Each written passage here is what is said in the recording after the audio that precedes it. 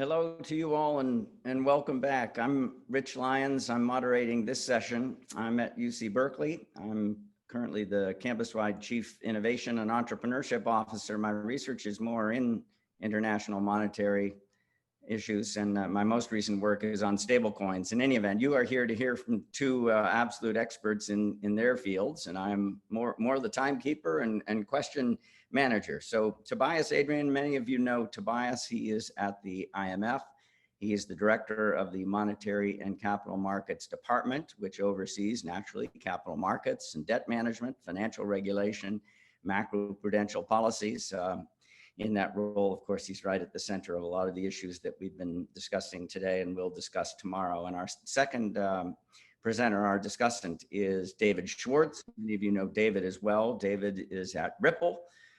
For those of you that, most of you know about XRP and the other things that Ripple is doing. He's been a CTO in the industry for some time. In prior work, he did encrypted crowd storage and encrypted enterprise messaging and many other areas where he brings expertise. So I'll turn it over to Tobias for 20 minutes. Thanks, Tobias.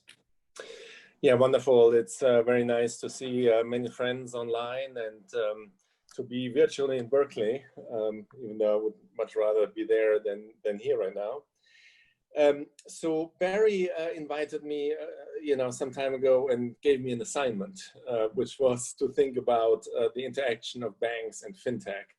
And so I prepared with my team a slide deck that is really getting at that question. And so I'm going to try to share my screen here. Hopefully that's going to work. Start broadcast. So you should see a slide deck now that says banks and fintech. Can you see that? Yes, very good. Okay, wonderful.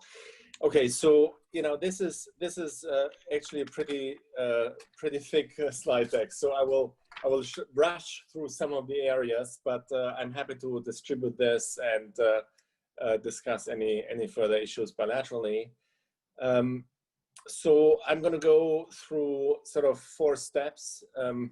Number 1 is the point that banks are already under pressure from many sides anyway. So being under pressure is not something new. So the fintechs are going to put additional pressure on the banks. But of course, they have adapted to many challenges. And so I think that we already see that. Then I'm going to focus in particular on banks and stable coins, and then on banks and CBDC, and then sort of summarize with all the lessons from those 4 areas. So this is a chart from Nicolas Véron, who is also in this conference. He put out a very nice report together with Thomas Philippon and Tara Rice, the Geneva report last year, and they had this very nice chart there which shows the global bank margins. And you can see that since 1989, over the past 30 years, I mean, bank interest margins have just been hammered, right? So, and this is, of course, a result of the global interest rate environment where rates are getting lower and lower. But also, you can see on the right chart that ROE has gone down for some time and then stabilized. And of course, banks are adapting.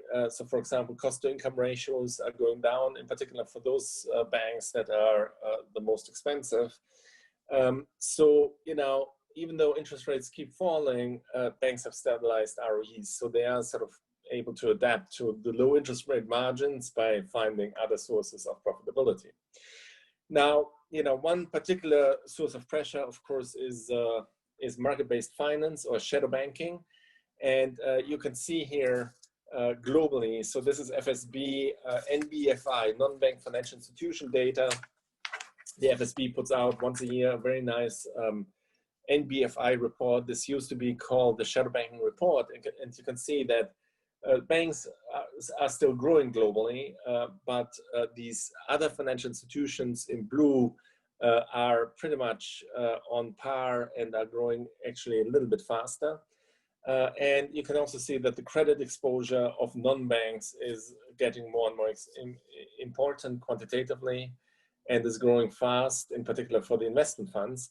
Now in the US, this is the next chart. This is from the flow of funds of the US. And you can see that in the US, shadow banking or market-based credit intermediation is particularly important. The left chart takes a liability view.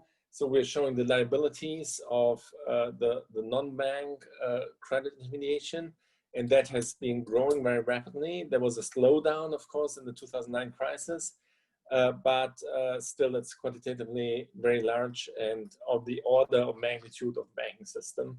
And the right chart shows you another way of looking at this credit and maturity transformation in the bank and the shadow banking system. So the punchline here is that, you know, being under pressure is nothing new for banks. So, you know, the fintechs are entering now, and, you know, the banks are going to adapt in some way. And so I want to think a little bit through what that means for the banking industry.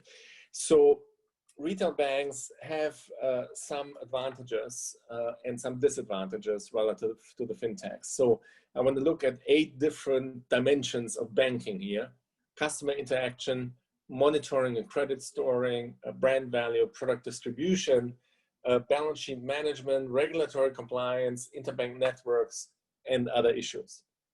And so basically, you can think through each of these categories one by one, and then ask whether fintechs are going to erode those dimensions. And what I would like to put forward here is that it's going to erode, the fintechs are going to erode what is in red here, while in what is in green, basically the banks have some advantage. So fintechs are going to erode customer interactions because, of course, fintechs are extremely good at social apps, online, and large networks, which the banks either have a comparative disadvantage or are not present at all. In terms of monitoring and credit scoring, the banks are relying on the traditional Expedias of the world, now how they call the credit rating agencies, whereas of course the fintechs use new data, artificial intelligence, automated lending, etc. So there's a host of innovation going on there, and many academic studies have shown that, you know, this kind of new approach to scoring is surprisingly successful. In terms of brand value, you know, it depends on what country you're looking at. In the US, actually, banks are trusted quite a bit, but in other countries, that's not necessarily the case. So in many countries, actually, banks are distrusted. And in terms of product distribution, you know, the fintechs are all about innovating on new forms of distribution, so they certainly have an advantage there. The disadvantage is, of course, that banks know how to manage massive balance sheets, they know how to comply with regulations, and they have the interbank network with the central banks. So, you know, that's something that is not easily acquired by the fintechs. Now, of course, you might say perhaps they don't need it, but, you know, it is a key ingredient to banks to have balance sheets, to be subject to regulations, and to have these interbank networks. So, you know, one way to think about fintech is that perhaps it's a bit of a split of the traditional way in which assets and liabilities of the banks are put together, right?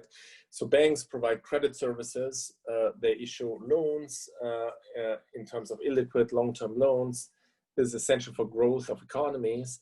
And they provide liquidity service on the liability side of the balance sheet, where they provide stable low-cost funding to the banks. They have some monopoly power. You know, I mean, the deposit rates tend to be very low that banks are paying. And of course, they have government backing. You know, both the FDIC and the Fed are backings to the liabilities of banks. So in some sense, what financial innovation can do is to move these credit services into investment funds, and then the liquidity services into stablecoins or CBDCs. Now, what are the welfare implications of taking apart those balance sheets? And you know, I mean, the way that I read the banking literature, there's really no consensus. You know, you have very, very different views of why banks are combining long-term lending and short-term deposits. You know, there's the traditional moral hazard of fractional reserve banking.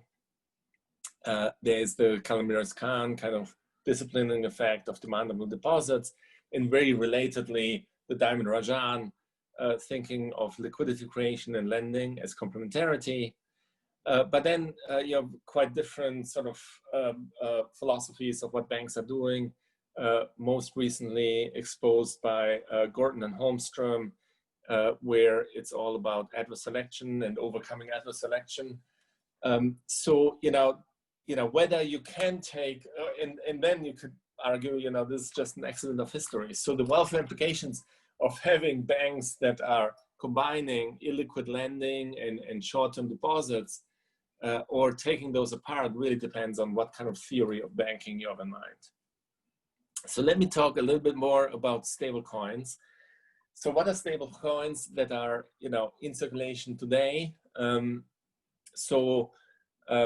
Here I'm thinking about the kind of moneyness of bank liabilities versus stable coins. So in terms of denomination, you know, stable coins are denominated in dollars, just like bank liabilities. And the exchange pledge is fixed at face value. That's true for stable coins as well. But of course, the banks have the government backstop. So that's FDIC and discount window, while stablecoins don't. And that is one area of you know, uncertainty and risk potentially for the stablecoins. And then the banking assets for the banks have this maturity transformation, so they make long-term loans. So there's a massive maturity transformation, and that's why they need the government backstops.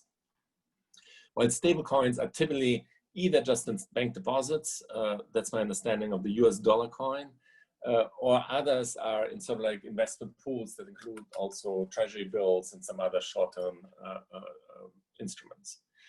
So stablecoins do not disintermediate in principle, and instead recycle funds back to the banks, because in principle, at least in the case where the stablecoins are deposited in bank deposits, you know, this doesn't change anything in the broader banking system. So instead of having a customer deposit, you have a wholesale deposit of the stable coin with a bank, and then coins are issued against that. So on net, it doesn't make a big difference for the banks. I mean, there might be different interest rates, because my understanding is that these rates that are paid to the stable coins are somewhat higher than what a bank would pay to a customer deposit.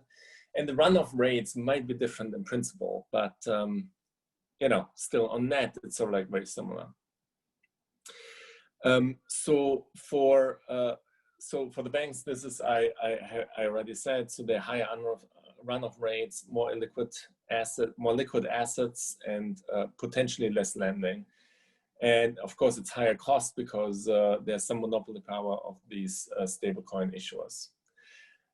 Now, one of the big questions is about run risk. So is there some sort of run risk from the stablecoins back into customer deposits, or vice versa, out of customer deposits into stablecoins? And a lot of the policy debate has been focused on run risk, of course. Another important issue to think about is the interoperability. And I apologize, the first line of my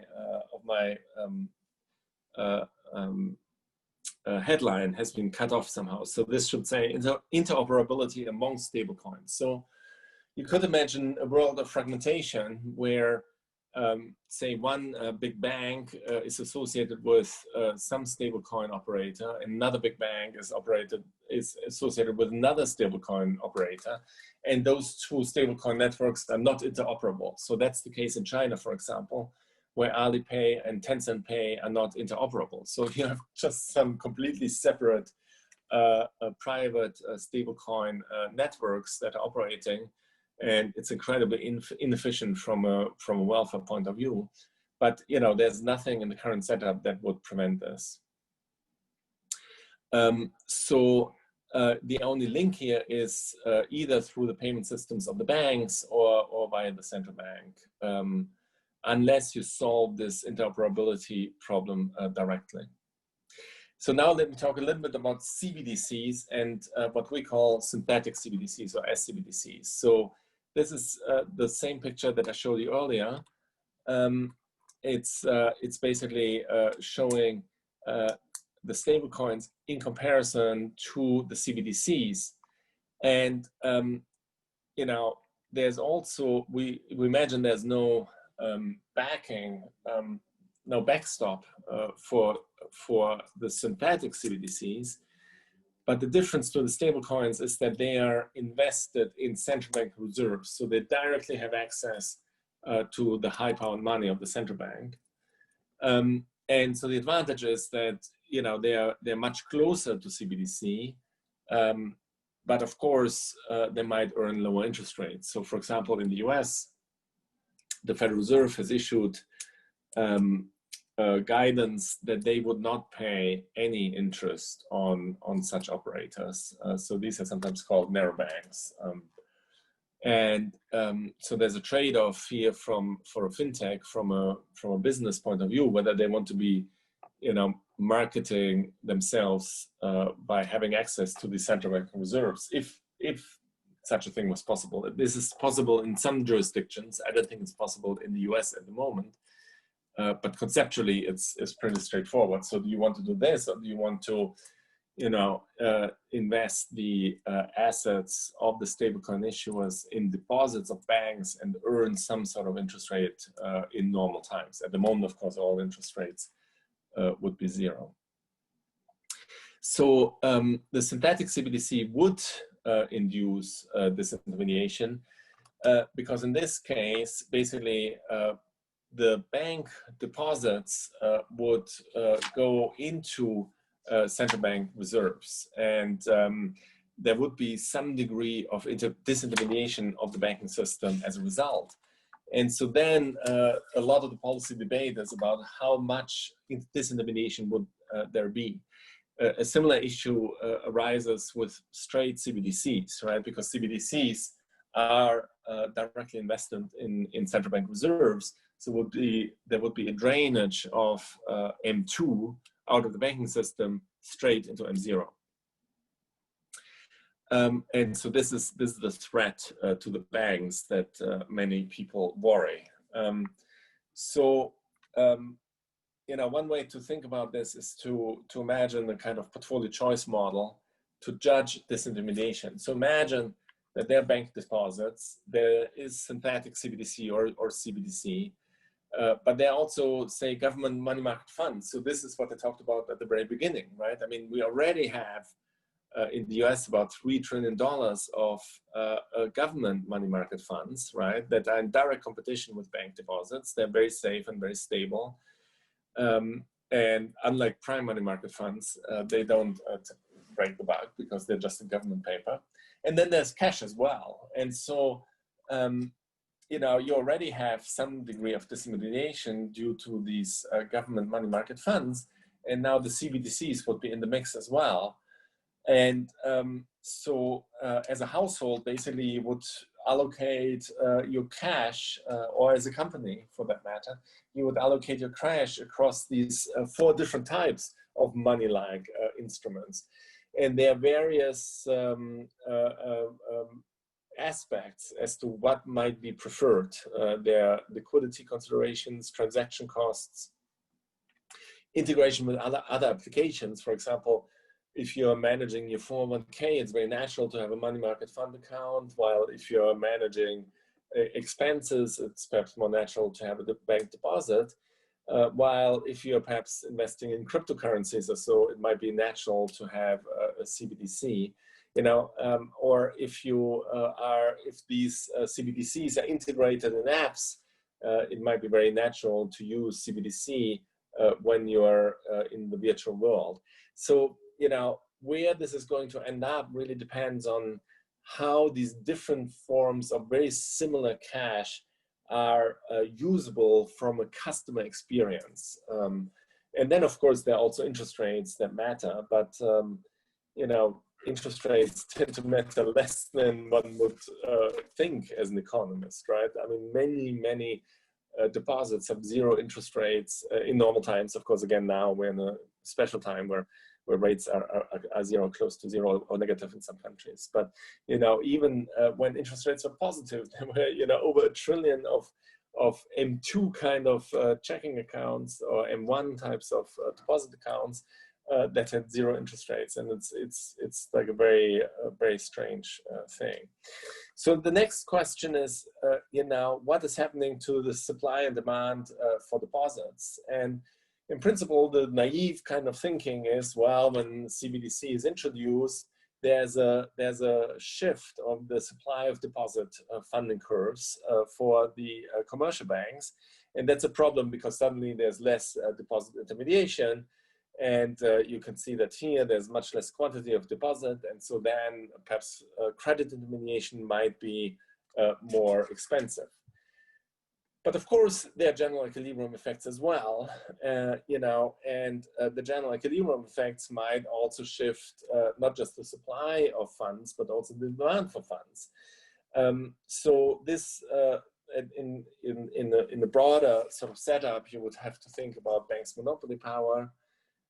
You would have to think about, you know, what are the slopes of these curves, their price effects through lower margins versus higher lending rates. So the banks can adjust not just in terms of the liability side of the balance sheet, but also the asset side of the balance sheet.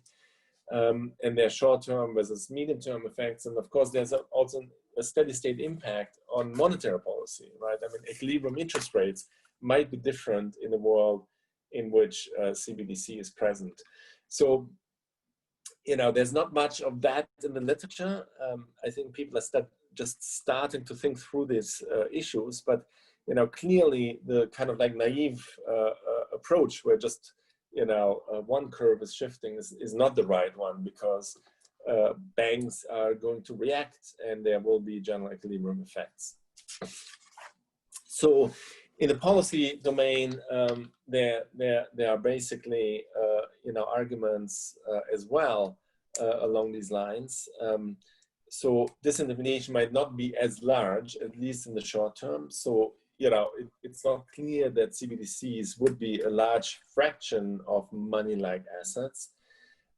In principle, at least in crisis, central banks could recycle funds to the banks. There's a paper by Brunnemeyer and Niepold and Niepold that is thinking about these kind of issues. There could be price limits in terms of, you know, there could be a penalty rate on CBDC. So Ulrich Binzer from the ECB has recently put out a paper on that. There could be quantity limits, so wallets could be capped. So you could only get a certain amount of CBDC, and any surplus would be swept into a bank account. And finally, digital money providers could become banks themselves. So they could actually start to do some sort of maturity transformation and credit transformation themselves. So as a summary of my, you know, somewhat rushed presentation here on the topics of banks and digital currencies, let me reiterate the 10 points that are raised. So number one, banks have faced pressures for a long time throughout the centuries, but they have shown a remarkable adaptability. And in fact, you can see already today that many banks are engaging in fintech activities and they're buying up fintech firms. So they're certainly not oblivious to what's happening around them. Secondly, fintechs can erode banks' comparative advantages, and how much of that would happen depends on the country. Digital monies, number three is digital monies. New forms of digital monies could, in principle, lead to a split of balance sheets. But of course, some of that has already happened where you know, much credit intermediation in the US in particular is done through funds and no longer through banks. So think of leveraged loans, of bond market, corporate bond mutual funds, etc. Stablecoins do not necessarily disintermediate. Some of them do recycle the funds back to the banks because some of these stablecoins are investing their assets into bank liabilities. Though that might imply a transformation of the bank's balance sheet, because now the kind of deposits move from individual deposits to wholesale deposits. CBDC, both synthetic CBDC and strict CBDC, could disintermediate banks. How much of that depends on the specific design of the CBDCs, and there could be liquidity and stability advantages or disadvantages. In our static model, where just the supply of deposits are shifting without thinking about the general equilibrium effects, we think is incomplete. And once you start to think about the general equilibrium effects, things do get somewhat complicated, and a lot of stuff happens. You also want to think about the dynamics and how banks are going to adapt both on the asset and the liability side. And finally, disintermediation can be contained via policy steps such as quantity limits or price limits that, at least in some periods of time, put a limit on potential disintermediation. So with that, let me stop sharing. Again, I'm very happy to distribute the slides. It's a little bit dense, but I hope that you benefited from this thinking. There's a lot there. Thank you, Tobias. Continuing with this implications for banks and financial systems, David Schwartz, CTO, as I mentioned, of Ripple. David, 10 minutes. Hi, thanks. I'm David Schwartz, CTO of Ripple. I'm definitely not an economist. I just had arthroscopic surgery, and tomorrow will officially be my first day back to work, so no slides for me. I'm coming here from my kitchen because my office is on the other side of my house. It might as well be on the moon. I want to thank Rich and Tobias, also Barry and John, for giving me the opportunity to speak today. Ripple improves international payments for enterprise customers by building a modern, interoperable international payment and settlement system, RippleNet, based on blockchain technologies. Our ultimate goal we call the Internet of Value, payments as easy as email for enterprises of all sizes and for consumers around the world. Obviously, we're not going to build that all by ourselves. It's an audacious goal. And in 8 years, we've learned a lot about where the challenges are, but also where the opportunities are. The good news? CBDCs can make domestic settlement faster, more reliable, and less costly. And that's important. You can't have good international payments without good domestic settlement.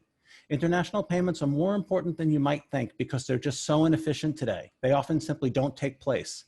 Most emails wouldn't have been sent by postal mail if we didn't have email. The communication simply wouldn't have happened. An enormous amount of valuable commerce simply doesn't happen because international payments are so slow, unreliable, costly, and complex. The opportunity is enormous. There's typically a domestic transfer on each end of any international payment. If those don't work well, the international payment doesn't work well. And equally importantly, if you imagine an international settlement system with great characteristics like speed, certainty, low failure rates, those benefits won't be seen by the endpoints of the payment unless the domestic components on both ends of the international payment have them too. Countries that don't modernize their domestic systems will not see the benefits of the revolution in payments taking place today pushed to the endpoints in that country. CBDC distribution will almost certainly have to happen through intermediaries, banks, wallets, fintech companies. Central banks don't have the scale to provide direct-to-consumer services, and it makes no sense for central banks to try to scale up to replace consumer financial infrastructure. In working to build modern international payments, we've discovered that the biggest obstacle is very often the last hop, getting the funds to the payment recipient through the domestic payment system. But lacking connectivity to consumers, CBDCs won't solve the last mile problem that has made modernizing international payments so difficult. Fortunately, domestic systems are modernizing. SEPA, Singapore, others have very strong domestic systems. The US is implementing FedNow, though that won't be live for another few years. It's important that these payment systems are built on newer technologies that are compatible with each other. At a minimum, they won't be able to confer the benefits of improved international settlement to the payment's originator and recipient if they aren't modernized. At worst, those payments won't work at all. Even if you imagine some future with one world asset, we won't get there unless the new one world asset is compatible with where the value is today. So either way, compatibility is key. The world's value today is spread out among systems that don't interoperate with a massive number of bespoke and quirky interconnections, band-aids. Companies that handle large numbers of payment endpoints need hundreds of people to maintain their payments infrastructure and handle the complex treasury operations needed to handle funds in dozens of payment systems. If someone wants to compete with companies that have this kind of payments infrastructure, the answer can't be that their new startup hire 100 payment engineers and a dozen treasury operations people. That's a non-starter. So there's an opportunity here to bridge domestic real-time payment systems such as FedNow, clearinghouse for US dollars, with powerful benefits for small and medium enterprises and ultimately consumers around the world. We need to build systems with common principles just as the internet was built. Today, many computer networks are effectively just part of the internet, but this wasn't always the case. As many of you may know, Cisco rose to dominance among competitors because they could make legacy systems that were already there connect to the internet, while competitors frequently required you to build new internet-like networks. Today, most networks look like the internet, and this isn't a concern, but it took interoperability to get there. There was a long transition period. We're not going to build a new financial system tomorrow and everything magically move to it. That's not realistic. Payments and settlement are in that pre-internet state. There's still that huge mismatch. It's walled garden after walled garden with limited interoperability through a massive number of limited interconnections. Liquidity is spread out, and enterprises need to keep money spread across these systems when they don't know which domestic payments they'll need to make next in which countries. The result is high cost due to trapped funds and the need to pre-fund transactions, often days in advance. So two problems we need to be mindful of when we talk about stablecoins and CBDCs. Stablecoins are always going to be tied to a single fiat currency by definition. There's probably not going to be one winner at the end of the day. There definitely won't be a single stablecoin or single fiat currency that everyone in the world uses anytime soon. The US dollar has been the world's reserve currency since the Bretton Woods Agreement, 1944. But as we've seen, particularly this year, that status has been weakening. I don't think the US dollar being fully replaced as the world's reserve currency is likely in the near term or even over the next few decades, but its position is becoming more precarious. Pandemic uncertainty is forcing consumers and institutions to look at other safe haven asset classes, even cryptocurrencies, and the rise of other countries, particularly China, trying to dethrone the US dollar. Being tied to USD also brings jurisdictional ties as well that are, let's be realistic, increasingly unwanted in many parts of the world. Today, many sovereign countries around the world want independence from such a system that gives jurisdictions like the US and the EU extraterritorial control over systems in those sovereign countries and regions. Saudi Arabia, for example, wants a payment system in the Middle East that respects their sovereignty. If each country issues their own CBDC or starts using stablecoins denominated in different regional currencies, we risk repeating this mistake yet again. We drastically need interoperability between these virtual currencies and between virtual currencies and traditional assets and systems. A CBDC, by definition, is going to carry the same capital controls, trade agreements, politics as its corresponding fiat currency did, and countries are not going to want to deal with another country's capital controls, nor should they. They're sovereign nations. A world currency issued by a world jurisdiction that everybody uses for everything is a pipe dream. Our choices seem to be between an interoperable future with a few jurisdictionless settlement assets or more balkanization. If you're looking at cross-border, that key factor is interoperability. You're working across jurisdictions and across assets. You need a neutral asset in between different CBDCs, or your liquidity is going to be divided among the n-squared pairs of CBDCs. Similarly, if other assets, such as securities around the world, get tokenized, there's even more need for a neutral asset between multiple CBDCs and possibly a large number of new assets in new asset classes. A central bank is not going to issue a digital asset that behaves like BTC, XRP, or Ethereum. These are neutral assets that are free from a single jurisdictional control. So CBDCs are not going to usurp the role of universal settlement assets. You need a neutral asset going in between CBDCs serving as a settlement across jurisdictions, accepted by all because everyone can come to accept that they can't get the whole world to use an asset they control. And so an asset nobody can control is preferable to one controlled by their geopolitical competitors. Bitcoin is sometimes pitched as the interoperability solution, and in the early days, that almost seemed believable. But as we now have some 1,500 cryptocurrencies that don't interoperate and almost nothing non-crypto interoperates with Bitcoin, we just recreated the new version of the same walled garden problem. Instead of building an internet based on compatibility, we built one network and required everyone to join that network, demanding too many sacrifices too quickly. Internet without Cisco.